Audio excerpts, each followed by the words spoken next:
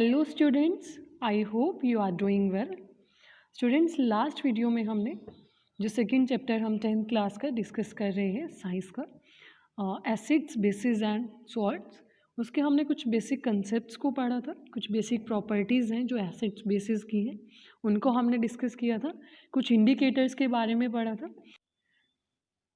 तो चलिए आगे बात करते हैं chemical properties of acids and bases की।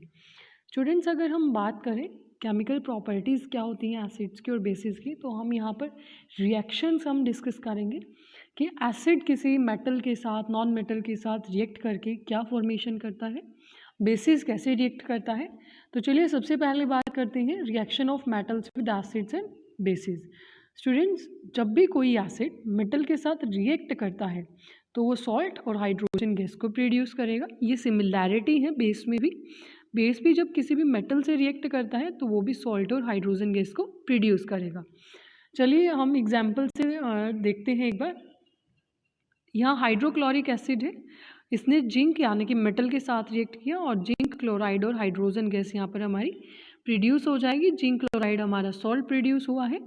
Same as it is base के अंदर हमारा NaOH यानी कि सोडियम हाइड्रोक्साइड, ये हमारा यहाँ पर बेस है जो जिंक मेटल से रिएक्ट करके सोडियम जिंकेट, जिसका फॉर्मूला है Na2ZnO2, ये भी एक सॉल्ट है हमारा और साथ में हाइड्रोजन गैस को रिलीज़ कर रहा है।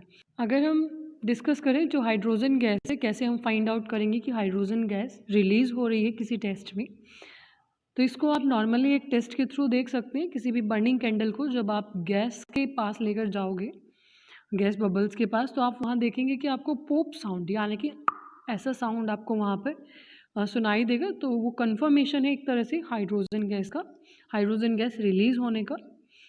अगर हम स्टूडेंट्स आगे डिस्कस करें जो मेटल कार्बोनेट्स और मेटल हाइड्रोजन कार्बोनेट्स के साथ किस तरह से एसिड और बेस रिएक्ट करते हैं, तो एसिड कभी भी जब मेटल कार्बोनेट या मेटल हाइड्रोजन कार्बोनेट से रिएक्ट करता है तो वो सॉल्ट साथ में CO2 और H2O यानी कि कार्बन डाइऑक्साइड भी रिलीज़ करेगा और साथ में वाटर मॉलिक्यूल्स भी प्रोड्यूस होंगे। ये पहचान है। जब भी ये प्रोडक्ट हमारे वहाँ पर बन रहे हैं तो डेफिनेटली हमें समझ जाना चाहिए कि एसिड ने मेटल कार्बोनेट या मेटल हाइड्रोजन कार्बोनेट के साथ रिएक्ट किया है। लेकिन बेस के केस में स्टूडेंट कभी भी बेस मेटल कार्बोनेट या मेटल हाइड्रोजन कार्बोनेट के साथ रिएक्ट नहीं करता, तो कभी भी यहाँ पर कोई रिएक्शन नहीं होगी। यहाँ अगर हम बात करें एग्जांपल्स की, यहाँ पर HCl को हमने Na2CO3 के साथ रिएक्ट करवाया तो हमारा एक सॉल्ट प्रोड्यूस हुआ NaCl और कार्बन डाइऑक्साइड गैस रिलीज हुई, साथ में ही वाटर मॉलिक्यूल्स भी प्रोड्यूस हुए। इस तरह से सेकंड अगर हम देखें सोडियम हाइड्रोजन कार्बोनेट के साथ, हम यहाँ डिस्कस करें metal carbonate and metal hydrogen carbonate. ये हमने मेटल कार्बोनेट के साथ एसिड की रिएक्शन डिस्कस की। अब हम बात करते हैं HCl की ही मेटल हाइड्रोजन कार्बोनेट के साथ। सेम एज इट इज़ यहाँ भी सोल्ट प्रोड्यूस हुआ, CO2 गैस रिलीज होगी और वाटर मॉलिक्यूल्स प्रोड्यूस होंगे। स्टूडेंट्स, CO2 को भी हम टेस्ट कर सकते हैं। कैसे पता चले कि CO2 गैस प्रोड्यूस हो रही है? अगर हम इसको लाइम वाटर से पास करें तो, अगर जैसे हमारा कैल्शियम हाइड्रोक्साइड है, जैसे ही हम इसमें से CO2 को पास करेंगे यानी कि लाइम वाटर भी हम इसको बोलते हैं, इसमें से हम CO2 को पास करेंगे तो कैल्शियम कार्बोनेट साथ में वाटर हमारा प्रोड्यूस होगा और जो लाइम वाटर है उसका जो कलर है वो मिल्की हो जाएगा। ओके, और जब एक्सेस में CO2 प्रोड्यूस हो रही है तो वहाँ पर मिल्कीनेस हमारी डिसअपियर हो जाएगी। यानी कि अगर CO2 एक्सेस में गैस वहाँ पर बन रही है तो कैल्शियम कार्बोनेट में दोबारा जब हम पास करवाएंगे CO2 को और वाटर की प्रेजेंस में, तो यहाँ पर हमारा कैल्शियम हाइड्रोजन कार्बोनेट बनेगा, लेकिन जो मिल्कीनेस यहाँ पर आई थी वो टोटली डिसअपियर हो जाएगी। तो इससे हमारी जो CO2 गैस प्रोड्यूस हुई है ये कंफर्म हो जाएगा। अगर हम बात करें स्टूडेंट्स रिएक्शन एसिड्स और बेसिस की एक दूसरे के साथ, तो जैसे हमारे चैप्टर का नाम ही है एसिड, बेस एंड सॉल्ट, तो एसिड और बेस दोनों रिएक्ट करके हमेशा एक सॉल्ट की फॉर्मेशन करते हैं और साथ में वाटर मॉलिक्यूल्स प्रोड्यूस करेंगे। बहुत इंपॉर्टेंट है कि एसिड और बेस मिलकर सॉल्ट की फॉर्मेशन करते हैं और जहाँ पर एसिड और बेस स्टूडेंट्स दोनों हमारे मिक्स हो जाएंगे और दोनों रिएक्ट करेंगे तो वहाँ पर न्यूट्रल कंडीशन आ जाती है, यानी कि pH बैलेंस हो जाता है। pH क्या है ये हम आगे डिस्कस करेंगे। तो एसिड और बेस दोनों ने न्यूट्रल किया, जो भी सॉल्यूशन हम जहाँ भी रिएक्शन हम करवा रही हैं तो वहाँ पर एसिड और बेस से जो रिएक्शन होगी उसमें सॉल्ट प्रोड्यूस होगा और उस रिएक्शन को हम कहेंगे न्यूट्रलाइजेशन रिएक्शन। यानी कि न्यूट्रलाइजेशन एक ऐसी रिएक्शन है जहाँ एसिड बेस के साथ रिएक्ट करता है। यहाँ आप देख सकते हैं hydrochloric acid sodium hydroxide base के साथ रिएक्ट करके NaCl एक सॉल्ट प्रोड्यूस कर रहा है और साथ में वाटर मॉलिक्यूल्स भी बना रहा है। स्टूडेंट्स ये कुछ बेसिक कंसेप्ट है, ये आप अच्छे से समझ लेना इनको कि जब एक स्ट्रॉन्ग एसिड वीक बेस के साथ रिएक्ट करेगा तो एसिडिक सॉल्ट बनेगा और वाटर प्रोड्यूस होगा। अगर एसिड वीक है और बेस स्ट्रॉन्ग हो तो अपोजिट हो जाएगा, सॉल्ट बेसिक रहेगा और वाटर मॉलिक्यूल्स होंगे। यहाँ आपने क्या देखना है, जो एसिड अगर स्ट्रॉन्ग है तो एसिडिक सॉल्ट, बेस अगर स्ट्रॉन्ग है तो बेसिक सॉल्ट। अगर दोनों ही स्ट्रॉन्ग है, स्ट्रॉन्ग एसिड है स्ट्रॉन्ग बेस है, तो वहाँ पर न्यूट्रल सॉल्ट होगा। जैसा मैंने अभी आपको बताया था कि एसिड और बेस दोनों इक्वल अगर क्वांटिटी में है तो न्यूट्रलाइजेशन रिएक्शन होगी तो न्यूट्रल सॉल्ट बनेगा, साथ में वाटर मॉलिक्यूल्स। और अगर हम कहें कि दोनों ही वीक हैं, एसिड भी वीक है बेस भी वीक है, तो वहाँ भी न्यूट्रल सॉल्ट बनेगा और वाटर मॉलिक्यूल्स प्रोड्यूस होंगे। तो इस तरीके से न्यूट्रलाइजेशन रिएक्शन ये इंपॉर्टेंट भी है, आपने इसको अच्छे से पढ़ भी लेना है और बाकी जो कंसेप्ट है इनको अच्छे से समझ लेना है। अगर हम बात करें कि मेटेलिक ऑक्साइड्स के साथ एसिड कैसे रिएक्ट करते हैं, तो मेटेलिक ऑक्साइड स्टूडेंट्स पता होना चाहिए आपको कि नेचर में बेसिक होती हैं। और जैसा हमने अभी पढ़ा कि बेसिक ये नेचर के अंदर है, तो एसिड के साथ बेस को रिएक्ट करवाएंगे तो क्या बनेगा, सॉल्ट फॉर्मेशन होगी। सिंपली मेटल ऑक्साइड जब एसिड के साथ रिएक्ट करेंगी तो सॉल्ट और वाटर प्रोड्यूस होगा। सेम ये प्रीवियस कंसेप्ट जैसा ही है। यहाँ आपको समझना क्या है कि मेटल ऑक्साइड का नेचर बेसिक है, तो एक तरह से हमने एसिड को रिएक्ट करवाना है बेस से, और एसिड और बेस रिएक्ट करके बनाते हैं सॉल्ट और साथ में water molecule, simple as it is. Example अगर हम यहाँ डिस्कस करें तो कैल्शियम ऑक्साइड हमारा एक मेटेलिक ऑक्साइड है और इसको हमने HCl से रिएक्ट करवाया तो कैल्शियम क्लोराइड हमारा सॉल्ट प्रोड्यूस हुआ और साथ में वाटर मॉलिक्यूल्स बनेंगे। अगर हम नॉन मेटेलिक ऑक्साइड के साथ बेसिस की रिएक्शन करवाएं तो वहाँ मेटेलिक ऑक्साइड, जो हमने इससे पहले कंसेप्ट डिस्कस किया है, यहाँ आप देख सकते हैं, यहाँ मेटेलिक ऑक्साइड का नेचर बेसिक था, यहाँ नॉन मेटेलिक ऑक्साइड्स का भी नेचर एसिडिक है। कंफ्यूज नहीं होना है, यहाँ नॉन मेटेलिक ऑक्साइड की बात की है जिनका नेचर एसिडिक है, और अब की बार हम बेस को इस एसिडिक नेचर की जो नॉन मेटेलिक ऑक्साइड्स हैं उनसे रिएक्ट करवाएंगे। तो सेम वही प्रोसीजर, बेस है, नेचर नॉन मेटेलिक ऑक्साइड्स का एसिडिक है, तो दोनों जब रिएक्ट करेंगे तो हमारी सॉल्ट की फॉर्मेशन यहाँ हो जाएगी और साथ में वाटर मॉलिक्यूल्स प्रोड्यूस होंगे। एग्जाम्पल अगर हम लें यहाँ पर तो कार्बन डाइऑक्साइड ये हमारा नॉन मेटेलिक ऑक्साइड है और कैल्शियम हाइड्रोक्साइड ये हमने यहाँ पर एक बेस लिया, जब हमने रिएक्ट करवाया तो कैल्शियम कार्बोनेट एक सॉल्ट हमारा बना और साथ में वाटर मॉलिक्यूल्स हमारे प्रोड्यूस हुए। स्टूडेंट्स यहाँ आप शॉर्टकट में समझ सकते हैं जितने भी रिएक्शंस हमने अभी तक डिस्कस की हैं कि एसिड किस तरह से रिएक्ट करके क्या प्रोडक्ट बनाता है। तो एसिड अगर मेटल कार्बोनेट के साथ रिएक्शन करेगा तो सोल्ट प्रोड्यूस करेगा, साथ में CO2 एंड वाटर। ये कंक्लूजन है हमारा अभी तक की सभी रिएक्शंस का। एसिड मेटल से रिएक्ट करके सॉल्ट और हाइड्रोजन गैस रिलीज करेगा। एसिड मेटल हाइड्रोजन कार्बोनेट से रिएक्ट करके सॉल्ट, साथ में CO2 एंड वाटर रिलीज करेगा।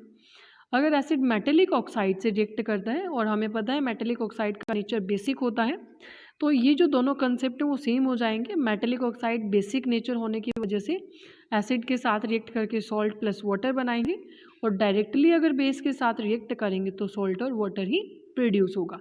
सेम अगर हम बात करें बेस के केस में, तो जब भी कोई भी बेस मेटल से रिएक्ट करेगा तो सॉल्ट और हाइड्रोजन प्रोड्यूस करेगा।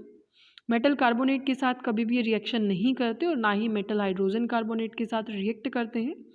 और बेस जब भी एसिड से रिएक्ट करेंगे, चाहे एसिड बेस से रिएक्ट करे या बेस एसिड से, तो हमेशा सॉल्ट की ही फॉर्मेशन होगी, साथ में वाटर मॉलिक्यूल्स की। और बेस अगर नॉन मेटेलिक ऑक्साइड से रिएक्ट करेगा तो नॉन मेटेलिक ऑक्साइड हमने पढ़ा जैसे कि एसिडिक होती है नेचर में, तो नॉन मेटेलिक ऑक्साइड एसिड्स की तरह ही हमारे रिजल्ट देंगी, सॉल्ट और वाटर की ही फॉर्मेशन यहाँ पर होगी। स्टूडेंट्स अगर हम बात करें कि एसिड्स और बेसिस में कॉमन क्या होता है, तो ये बिल्कुल कॉमन बेसिक पॉइंट है, ये आपको पता भी होना चाहिए। सभी एसिड्स हमेशा हाइड्रोजन आयंस कॉमन होते हैं सभी के अंदर, और जितने भी एसिड हैं हमारे हाइड्रोजन आयंस को प्रोड्यूस करते हैं जब भी सॉल्यूशन में वो डिसोसिएट होते हैं, जो इनकी एसिडिक प्रॉपर्टीज़ के लिए रिस्पॉन्सिबल भी है। डिसोसिएट मतलब सॉल्यूशन में टूटते हैं। अगर मैं कहूँ HCl डिसोसिएट होगा तो ये H पॉजिटिव और Cl नेगेटिव में डिसोसिएट होगा, तो ये शो करता है कि एक एसिड है। इसी तरीके से सभी एसिड्स की कॉमन प्रॉपर्टीज़ है कि वो हाइड्रोजन आयंस रिलीज करते हैं। हाइड्रोजन आयंस कॉमनली प्रेजेंट होते हैं। सेम बेसिक कंसेप्ट में, यानी कि अगर हम बेस की बात करें तो बेस में hydroxyl ions OH negative present होगा हमेशा। तो ये दो कॉमन पॉइंट्स हैं, ये H पॉजिटिव सभी एसिड्स में और OH नेगेटिव आयंस सभी बेस के कंसेप्ट में कॉमन होती है। स्टूडेंट्स आगे बात करते हैं एसिड और बेस इन वाटर सॉल्यूशन, यानी कि जो एसिड है वो हाइड्रोजन आयंस प्रोड्यूस करते हैं वाटर के अंदर। जैसा मैंने अभी आपको बताया था कि डिसोसिएट होंगे या वाटर के अंदर कैसे रिएक्ट करेंगे, तो हाइड्रोजन आयंस को वो हमेशा वहाँ पर रिलीज़ करेंगे।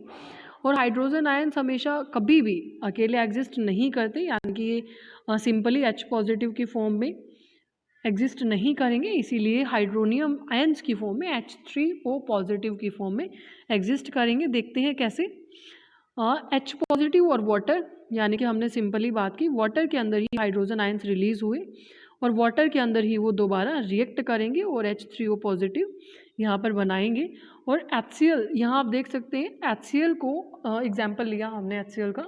HCl हमारा एक एसिड है, ये वाटर में रिएक्ट करके हाइड्रोनियम आयन और क्लोरीन को अलग से रिलीज कर रहा है। हाइड्रोनियम आयन की फॉर्मेशन हुई और क्लोरीन हमारा एलिमेंटल फॉर्म में अकेला यहाँ से निकल जाएगा। अगर हम बात करें बेस की, तो बेस हमारे OH नेगेटिव आयंस देंगे। जैसे हमने अभी बेसिक प्रॉपर्टीज़ पढ़ी भी थी कि एसिड्स हमेशा H पॉजिटिव और बेस हमेशा OH नेगेटिव हमारे रिलीज़ करेंगे। स्टूडेंट्स ये बेसिक प्रॉपर्टी पहचान हम कह सकते हैं एक तरह से एसिड की है कि एसिड H पॉजिटिव और बेस हमारा OH नेगेटिव आयंस रिलीज़ करते हैं। जब भी डिसोसिएट होंगे तो आप पहचान भी सकते हैं H पॉजिटिव और OH नेगेटिव से एसिड और बेस के कंसेप्ट को। तो यहाँ हम बात कर रहे थे कि बेस को जब भी वाटर में डिसॉल्व करेंगे तो OH नेगेटिव आयंस यहाँ से वो देगा। तो यहाँ हमने क्या किया, एक बेस लिया NaOH सोडियम हाइड्रोक्साइड, वाटर की प्रेजेंस में इसने सोडियम और OH नेगेटिव के अंदर ये डिसोसिएट हो जाएगा। और अगर हम बात करें मैग्नीशियम हाइड्रोक्साइड MgOH ट्वाइस की, तो ये भी हमारा वाटर की प्रेजेंस में मैग्नीशियम और OH नेगेटिव में डिसोसिएट हो गया। तो OH नेगेटिव आयंस का रिलीज होना ही एक पहचान है अपने आप में बेस की। तो स्टूडेंट्स यहाँ अगर हम कहें कि अगर कोई बेस सोल्यूबल है टोटली वाटर के अंदर, तो उसके लिए हम एक टर्म आती है हमारी एल्कली, उसको यूज़ करेंगे। एल्कली होती क्या है, ऐसे बेसिस जो वाटर में सोल्यूबल हो उनको हम कहेंगे एल्कली। स्टूडेंट्स आगे हम बात करते हैं एसिड्स की डाइल्यूशन की, यानी कि एसिड्स को किस तरह से डाइल्यूट किया जाएगा। आपने दो बेसिक टर्म्स पढ़ी होंगी, वाटर को एसिड में मिक्स करना और एसिड को वाटर में। तो कई बार ऐसा क्वेश्चन पूछा भी जाता है कि क्या वाटर को एसिड में मिक्स करना चाहिए या एसिड को वाटर में। तो आपके दिमाग में यहाँ पे एक कंसेप्ट आ रहा होगा कि बात तो एक ही है, चाहे वाटर को एसिड में ऐड करें या एसिड को वाटर में, चीज़ें तो वही दोनों रहेंगी। ऐसा नहीं है, हमेशा एसिड को ऐड किया जाना चाहिए वाटर के अंदर, ना कि वाटर को आप एसिड में। वाटर को एसिड में कभी भी ऐड ना करें। इनफैक्ट एसिड को धीरे धीरे ड्रॉप बाय ड्रॉप वाटर में ऐड किया जाता है, क्योंकि अगर आप वाटर को एसिड में ऐड करते हैं तो ये बहुत ज़्यादा हम कह सकते हैं हाईली एक्सोथर्मिक रिएक्शन है, जिसमें एक्सेस में वो हीट जनरेट होती है। और हीट एक्सेस में जनरेट होने की वजह से जो मिक्सचर है वो स्प्लैश आउट बाहर की तरफ गिर सकता है, बर्निंग वहाँ पर हो सकती है, ग्लास कंटेनर ब्रेक हो सकता है, और नॉर्मली हम कह सकते हैं कि एक्सेसिव हीटिंग भी हो सकती है और इसकी वजह से एक मेजर इंजरी भी हो सकती है। आगे बात करते हैं बेसिक जो हमने डाइल्यूशन पढ़ा, इसकी डेफिनेशन को अगर हम पढ़ें, कोई भी एसिड या बेस है उसको वाटर के साथ मिक्स करना, जिससे जो कंसंट्रेशन है आयंस की वो कम हो जाए, उसे ही हम कहेंगे डाइल्यूशन। सिंपली अगर मैं कहूँ, ये कोई भी आपके पास एसिड या बेस सॉल्यूशन प्रेजेंट है, इसके अंदर अगर आप वाटर को कॉन्टीन्यूसली मिक्स करोगे एक पर्टिकुलर अमाउंट में, तो धीरे धीरे जो एसिड या बेस यहाँ पर सॉल्यूशन आपके पास प्रेजेंट था, इसके जो आयंस हैं उनकी कंसंट्रेशन कम हो जाएगी, और जो वाटर ऐड कर रहे हो आप उसकी कंसंट्रेशन ज़्यादा होने से इस प्रोसेस को हम कहेंगे डाइल्यूशन। डाइल्यूट का मतलब ही होता है कि आप वाटर को कॉन्टीन्यूसली ऐड करते हुए जा रहे हो। तो स्टूडेंट्स आपने यहाँ तक इस चैप्टर को पढ़ लेना है, आगे की जो कंसेप्ट है हम नेक्स्ट वीडियो में डिस्कस करेंगे। आई होप आपको यहाँ तक अच्छे से समझ आया होगा। अगर कोई भी आपको प्रॉब्लम है इस कंसेप्ट में यहाँ तक इस चैप्टर के अंदर, तो आप कमेंट करें, उसको हम नेक्स्ट वीडियो में ज़रूर डिस्कस करेंगे या किसी क्वेरी वीडियो में हम डिस्कस करेंगे। Keep watching and subscribe the channel for more latest updates.